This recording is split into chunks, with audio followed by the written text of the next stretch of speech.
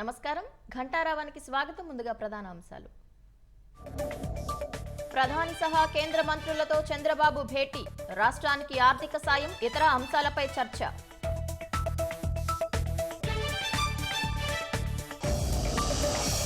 గంజాయి నియంత్రణపై జిల్లా స్థాయిలో టాస్క్ ఫోర్సులు, ఐజీ ఎస్పీ స్థాయి అధికారులతో ఏర్పాటు చేస్తామన్న అనిత.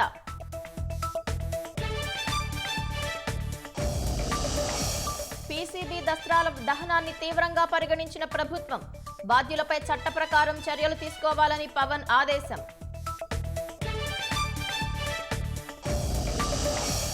జార్ఖండ్ సీఎంగా హేమంత్ సోరెన్ ప్రమాణం, ఈడీ కేసులో బెయిల్పై బయటకొచ్చి బాధ్యతలు.